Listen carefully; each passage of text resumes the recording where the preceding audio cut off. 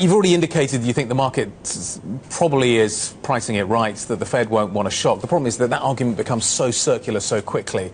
The Fed's worried, we get a mid taper tantrum, it's worried about the BOJ, it's worried a little bit about the Fed, starts getting a little shaky, the Fed backs off. It kind of, we've seen this script so many times. We have, but I guess one of the downsides of doing it now is maybe it's the political dimension as well. We're only a couple of months ahead of the election. Trump has already been antagonising about the Fed and the Fed's independence. They do it now, and he'll say, well, they're trying to take part in the political debate as well as the monetary debate, and that's the wrong time.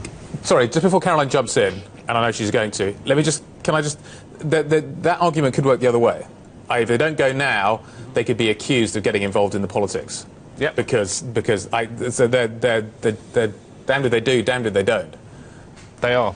They are. And that's why most people would say leave it till December. That way there can be no debate about whether they're trying to influence the political side of things.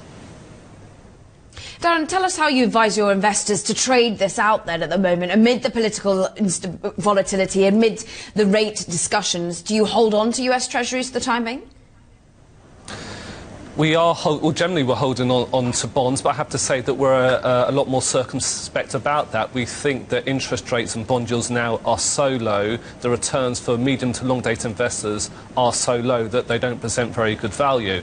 And what we're being forced to do, I mean, quantitative easing's working very effectively. It is forcing us to invest in spread product. So we invest in investment grade bonds, we invest in high yield bonds, we invest in some emerging market debt. So the QE is working perfectly. As in terms of what we're doing. The portfolio effect pushing you into more and more risk. It'd be interesting to know what happens when that story reverses. But let's come back to the politics for just a moment. Why hasn't the market priced in more risk? 49 days to go until the US election. Why isn't the market waking up and getting concerned? Because you talk to people, they're worried. Yet you look at market pricing, flat as a pancake. I agree. I think there's nothing in the markets at the moment for US elections. I think we should have started to worry about this from at least 1 month ago. For me, a 3-month time horizon for looking at an event is probably about right.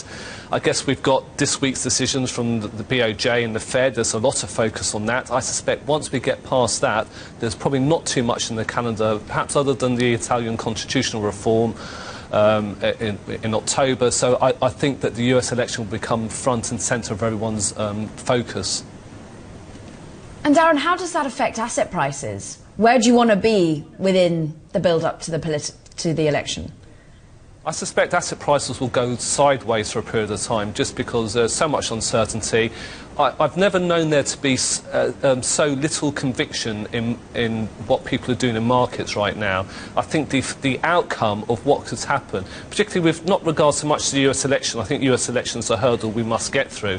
I think in terms of monetary policy, I think people are discussing it, they're discussing low rates, negative interest rates, they're discussing fiscal policy and when does that come into being. And I think because of that, there's a fan chart of outcomes. I don't think it's ever been greater. But Darren, therefore, if you're saying it's not being priced into the market yet, what should investors be doing if it's going to trade sideways? What should we be seeing if we were going to see this political risk baked in at the moment? Would it just be volatility is higher, currently only at about 18% on the VIX? I guess that's the obvious way in which you would expect it to come out. More volatility in markets, and I guess volatility usually means markets going down. Some people would take this as an opportunity maybe to go into more cash, sit on their hands, see what happens, and then invest after the event. I guess what we've learnt, though, is that through the policies of quantitative easing have continued to push asset prices higher. And although I think everyone's worried about that, at the same time, people don't want to lose out on those price gains. So I wonder how much more there is still to come. And then I wonder, looking at the symmetry of risk, is my upside actually kind of really worth taking the risk? Or is the downside becoming greater and greater, and therefore that's actually what I should really be focusing on? You talked earlier about the portfolio effect. People are being pushed into riskier and riskier assets. When the tide turns and it starts flowing the other way, a lot of people could be left without any shorts, as the famous quote goes. But then to give you another famous quote, back in '96, Greenspan warned of irrational exuberance. markets didn't pop, if you like, for another 4 years. So you can take big decisions on markets and choose not to be in them because you don't like the outlook. And if there's a melt-up in prices, which is what I suspect is going on right now, you might miss a number of years of further gains. And that's the risk.